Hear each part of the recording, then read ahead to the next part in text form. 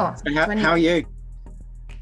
yeah, I'm amazing actually. It's quite a big turnaround. I'm feeling really good. Awesome. And Pretty what do you put that down to? Leaving my job because the whole 8 hours plus travel and then trying to juggle everything at home was just too much. Yeah. So luckily I was in the position where I could just leave my job. Yeah. And I just did it without even thinking of the consequences. I just was like, something's got to give, and it's going to be the job. Yeah. And everything's just fallen into place since doing that. So Big really brave steps. Big brave steps. Yeah. Great. Yeah. Nice. Well done. How are you finding using the product? So I don't think I mentioned this because I was still kind of sick when I was talking with you, but I did use the nasal spray myself. Yep. And that was amazing. It was like a couple of squirts and it was emptying. Yeah. The technology is a little bit strange and a bit hard for people to kind of get their heads around. Maybe that's because I don't explain the technology in a way that is very simple. I probably put too much science in there for most people to kind of comprehend. Yeah. And that's just me, right? I love the detail, because when I get into that detail, it becomes very simple. And I guess that's a little bit weird, but the simple thing is it's not a product that can easily be reconciled with the standard model of physics because it's using isotope physics, right? So the way it works is really because of the hydrogen in the water can get added into the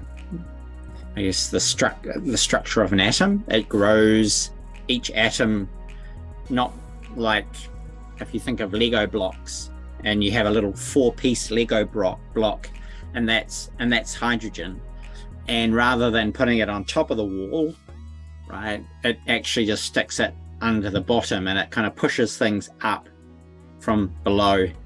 And the science of this hydrogen in the terms of a new geometry of essentially like a cross, right? There's this way that it can operate where it's light. It doesn't have any mass and it doesn't have any charge, and it gets to go into the atom at the bottom and push the other ones so that the electron and positron so what happens is that the hydrogen gets placed into the atom that's housed in this ring structure, and that brings the electron and positrons closer together each time.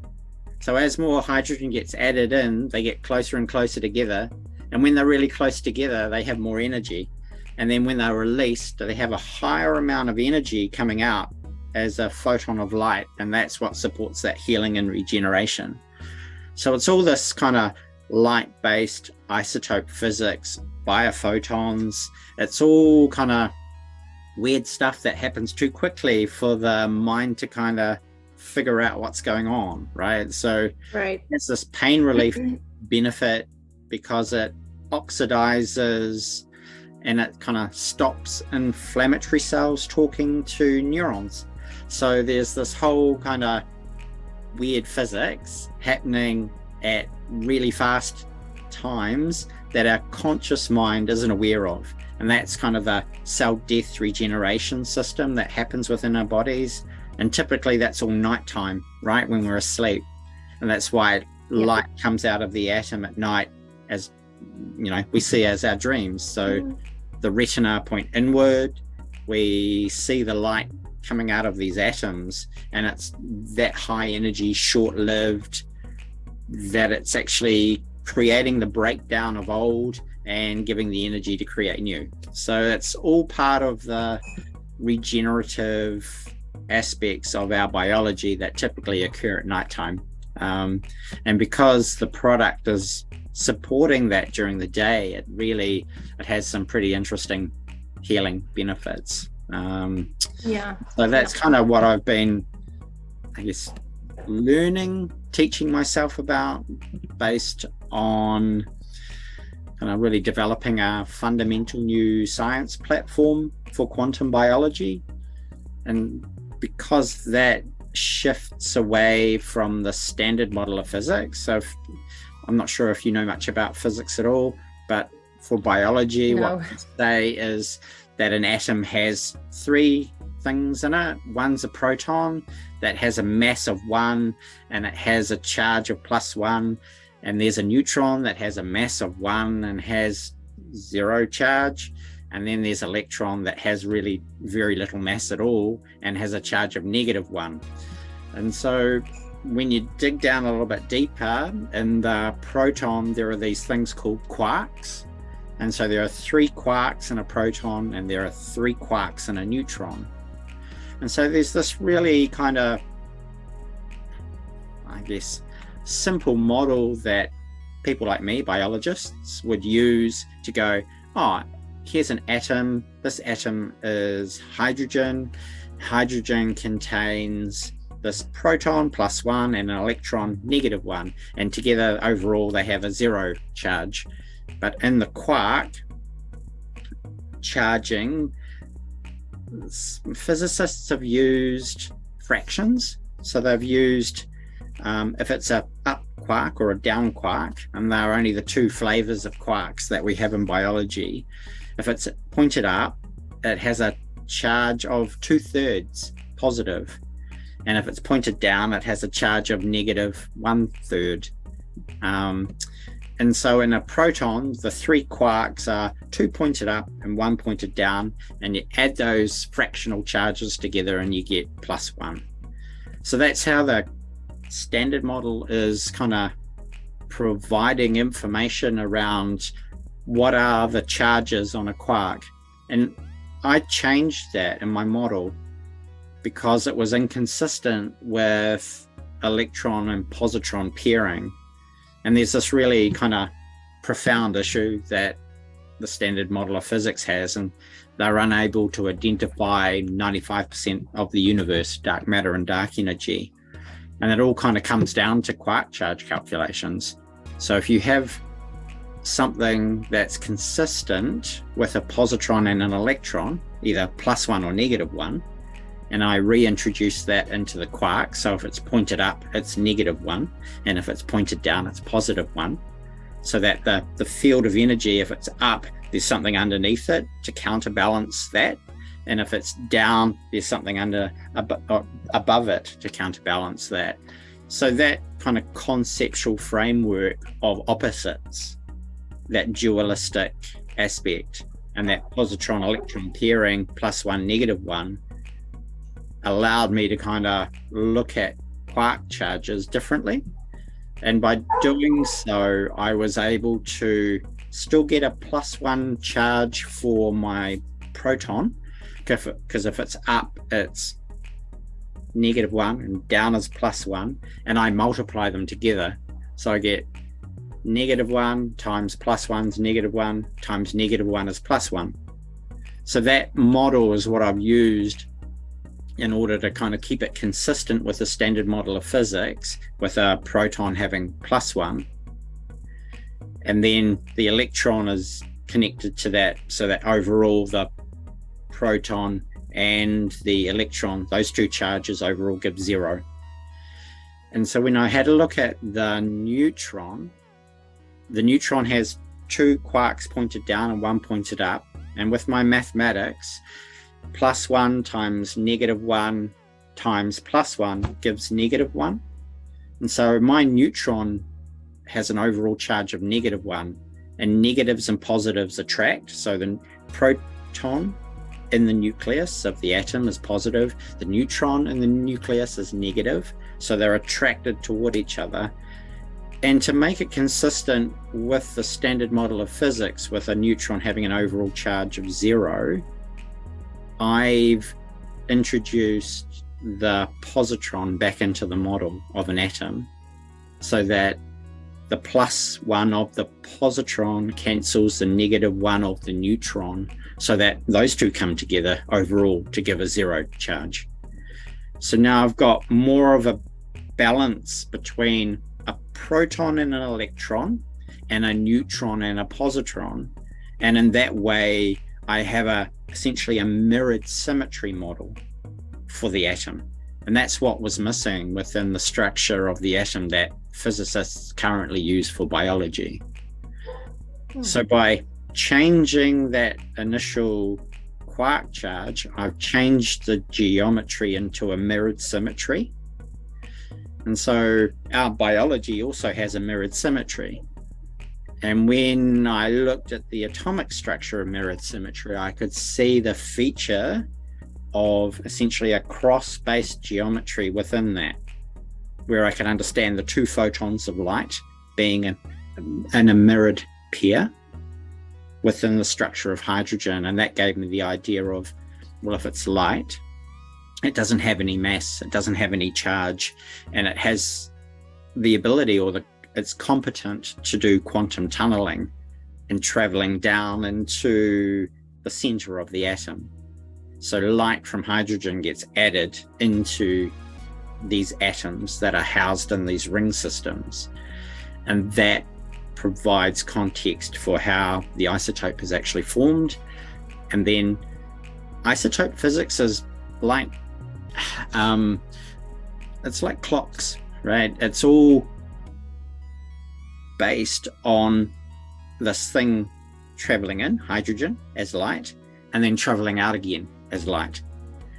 And so there's this time reversal symmetry that occurs, which gives context for the experience of deja vu.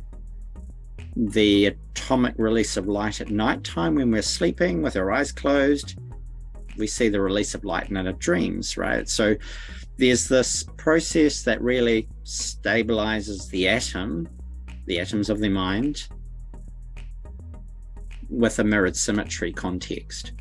So when more hydrogen gets added in, this atom becomes unstable, it releases light to become stable again, giving the functionality of healing and regeneration at night, these kind of higher energy states of photons of light within our body.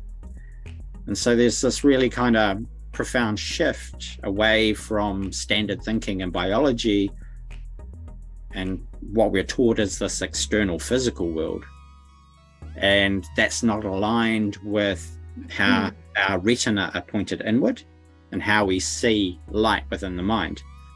So this has given me a reductionist Western society type model to identify the process, the mechanisms that are involved in generating light within the mind.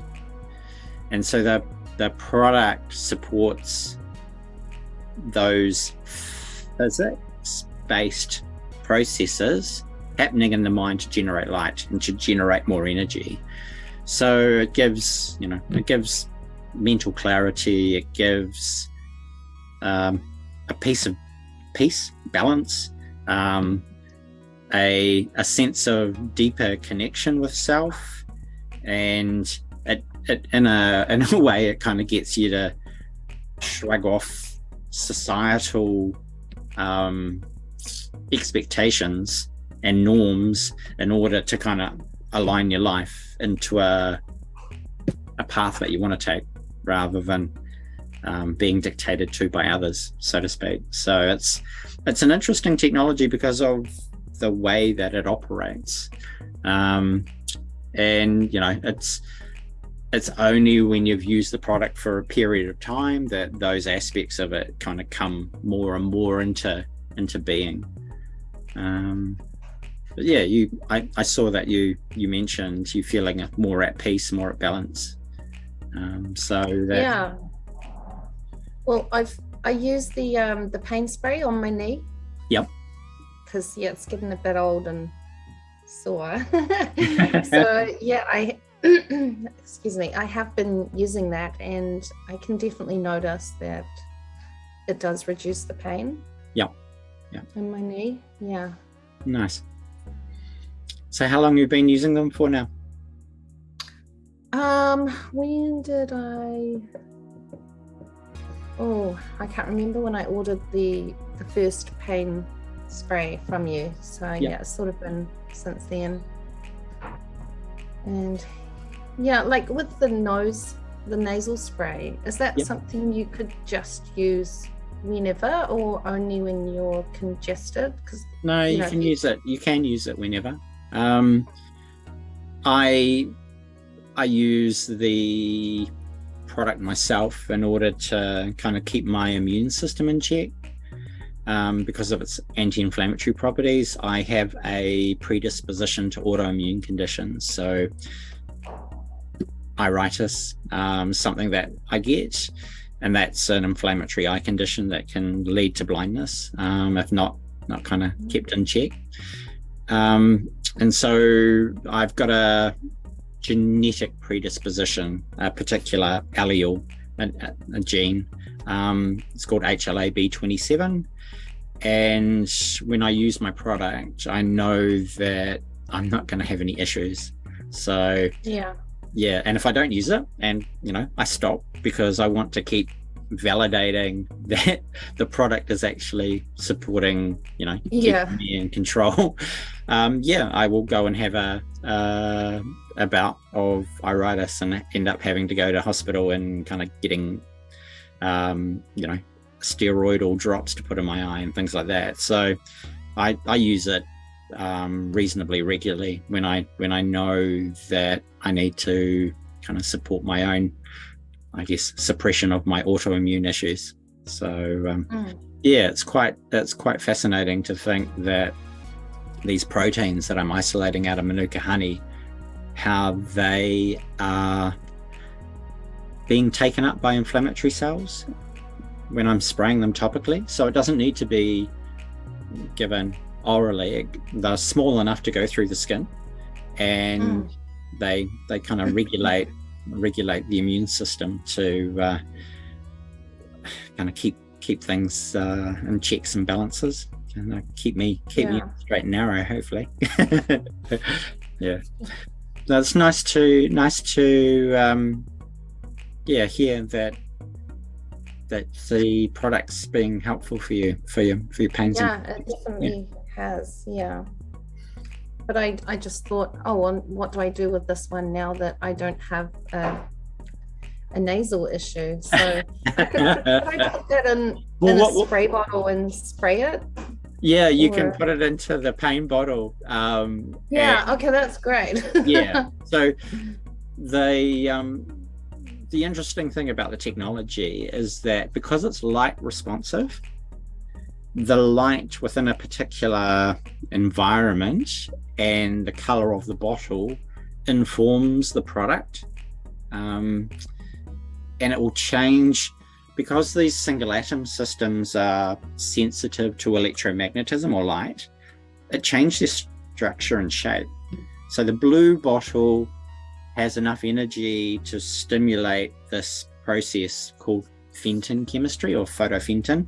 So the light can reduce an atom of iron from one form to another, and that makes it reactive. And so there's these processes that are very much constantly in a dynamic relationship with its environment.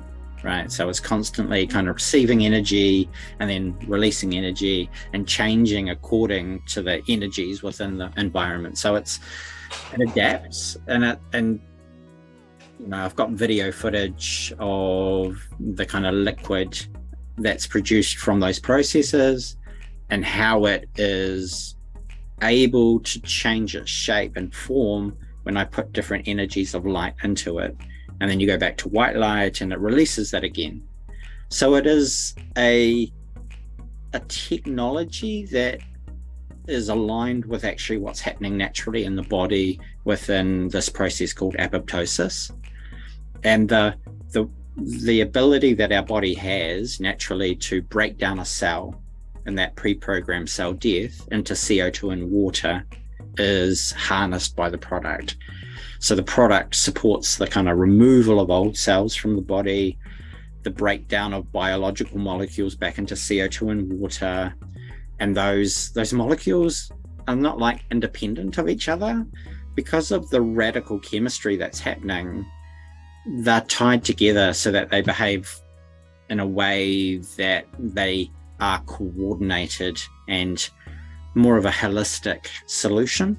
In physics, it's known as quantum entanglement. And, Einstein talked about spooky action at a distance. But the idea is the apoptosis system that's naturally occurring in our bodies, that is removing the old cells and recycling things, is producing this quantum entangled water within our bodies. And we get these small little vesicles called apoptotic bodies that go around into all of the other cells of our bodies in our body. And that's like a communication system at this kind of deeper holistic level to make things quantumly entangled and communicating so that they're orchestrated. So they have a conductor, and the conductor plays the tune, and everybody's behaving themselves according to this entangled state. And without that, then, cells can go and not behave properly, and they'll go away and start growing and proliferating. So without apoptosis, we have a environment within our body that is going to be conducive to aging and disease. And so by figuring out that this apoptosis process is fundamentally made by hydroxy radicals, and the hydroxy radical is the most potent oxidative molecule known to humans. It's that aspect of biology that people have been trying to suppress by using antioxidants. So there's this real paradox of, well, if you use antioxidants to support health and longevity, you're actually preventing this natural oxidative process that's happening in the physics of the body of cell death. That's removing old cells from the body. So you kind of have to go, well, maybe antioxidants aren't the be-all and end-all, so to speak. And it's the radical chemistry that's responsible for high-energy healing and regeneration that's happening within the body. And it's the body's ability to remove the old cells that's really critical in keeping health and well-being. So my own kind of, I guess, personal journey is to be unlocking some really complex science of regeneration, and finding this light-based energy system in manuka honey that generates hydroxy radicals, and then looking at the scientific literature and saying, well, if they say hydroxy radicals are bad but manuka honey is good, and manuka honey produces hydroxy radicals, then how can I look at both of those things and reconcile them together? So I had to kind of dig a little deeper and go into, well, what's the science of apoptosis, pre-programmed cell death, and how does that use hydroxy radicals to remove old cells from the body, and kind of work more in terms of a logic-based framework rather than going, okay, if apoptosis stops part way because you've used antioxidants, then the cells accumulated damage, and it hasn't all gone all the way to the point of breaking down into CO2 and water. So there's a, I guess, a fine line, right? A fine line between how much is enough and how much is too much, how much is not enough. And I think we've definitely swung the pendulum in Western society toward the antioxidants, and that's not really taking into account the other side of the pendulum, which is the radical chemistry that's required for biological processes of healing and regeneration. And so there's this other part of the story as well, which is this isotope physics that's even faster than radicals. And how they are like atomic clocks within the body to tune how enzymes operate. So there's kind of all this new information and evidence coming out about, well, we need both sides rather than just one side. And if we keep doing one side, we kind of travel down the energy scale, and people tend to be, have this initial antioxidant benefit.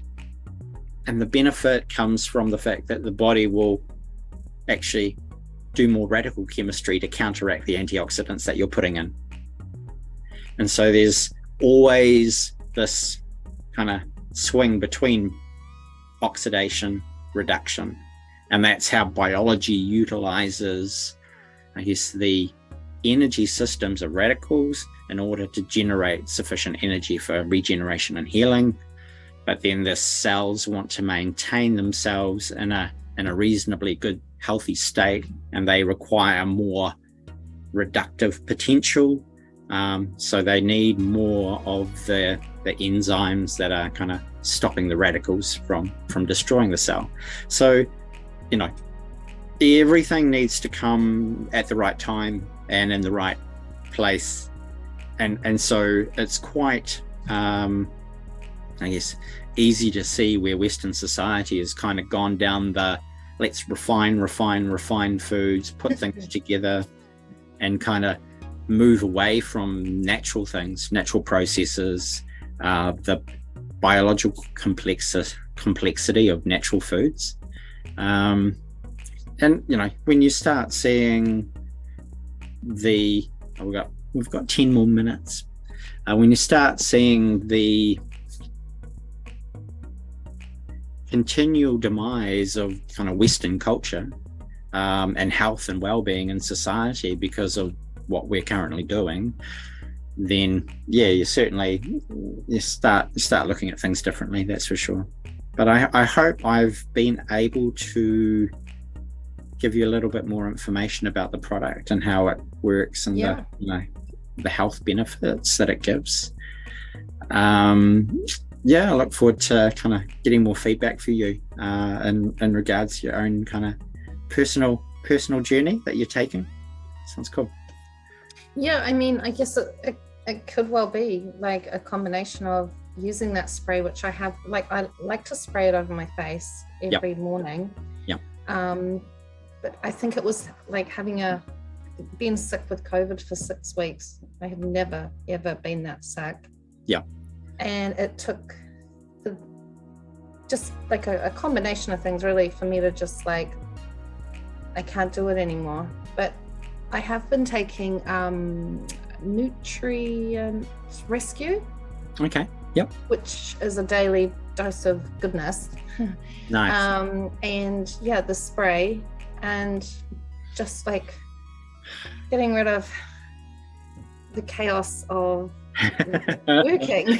Yeah. Because it's not what I wanted to be doing. I want to be running my Balance and Bliss treatment room, which I just haven't been able to get to for 2 years. So now I sort of can get in there and do what I want to be doing. Nice. I think, when you get your life back in alignment with your purpose and your goals and when you do that, you're empowered, right? You're taking responsibility at all levels of your life, and all of a sudden you're not reliant on others. You're not you haven't put your health at risk by doing what the government's said to people to, and mandating and all that kind of stuff. You've kind of gone, okay, let's take responsibility for you. I think that's such a big step that lots of people need to take, right? And they need to really sort of reevaluate everything. And I think a lot of that's going on at the moment with what's happening in the world. Life is amazing now. It's like I would go to bed just not wanting to wake up the next morning. It was that bad. Yeah. Especially in that 6 weeks of COVID. Like my mental health was just, so bad. And I couldn't understand why I'd got so sick, because I was convinced that I wouldn't get sick with that because I didn't choose to have the injection. Yeah. So that was like, I was really shocked to be so sick. Yeah, well, it's been engineered in a particular way to cause as much havoc as possible. Yes. So, Yeah. unfortunately, most people aren't, I guess, well enough informed to make their own decisions as to, their integrity of their body and things like that. And, obviously there's a lot of circumstances for people who are reliant on keeping their jobs to keep their family afloat, and having the government putting people in that kind of situation is just, that's disgusting. But It is. yeah, that's the trauma that's going to have to be raising its ugly head over the next few years. Definitely. Yeah. It's definitely starting. Yeah, it is.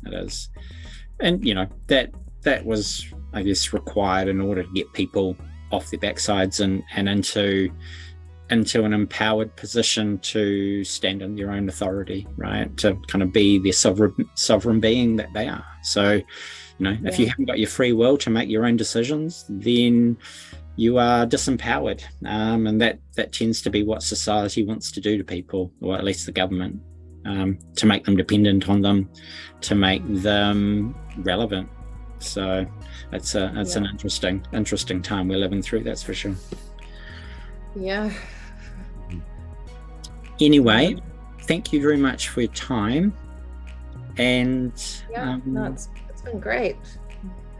I look forward to kind of, I guess, keeping it an ear out. Hopefully I'll be more interactive with you now. It's a better place now. Yep. Yeah, look, if there's anything you need from me, reach out. Any information regarding the product, how it works, how, I want to be sharing that kind of thing for people, but I like I said before, I tend to be too scientific, and I'm trying to learn how to bring it down into a level that people can comprehend and understand. So that's my journey myself, is to kind of come back to earth rather than be in the heavens where I've been. in my own spiritual experience. So it must be pretty hard to get it out there, like for... Well, most scientists would look at me and go, crazy. Yeah. That gives me the freedom to kind of say what I want, right? To be open and to not care anymore about what people think of me, and just, provide the information that is both logical. I've worked away hard for a number of years as a research scientist, developed lots of different products for people, made lots of discoveries, and now I kind of can do it openly rather than hidden behind closed doors. So I really enjoyed the interactive part of, meeting new people, saying what I do, showing them new stuff that's pretty cool, and hopefully getting some people excited about it as well. So yeah. Well, hopefully now I'm able to sort of focus on balance and bliss. I'll be able to start, getting people to see. And look, if you need some samples for free giveaways and things like that, then just shout out. Happy to give free stuff away. I've just started, I've scaled up my facility for manufacture, and I've got my first 108 litre manufacturing run that I need to produce to get product into Indonesia. So things are starting to kind of, I guess, grow into hopefully a global brand eventually, but one step at a time. So things are starting to take shape, which is good. As everything else kind of collapses in Western society and their medical system and their I guess their ill-advised approach to COVID. So Time will tell. Anyway, Mhm. I will bid you adieu, and Yeah, it was lovely to chat. yeah, you too, Toni. Okay. Take care, and You too. talk to you soon. Okay. Cheers. Okay. Thank you. Bye. Bye. Bye.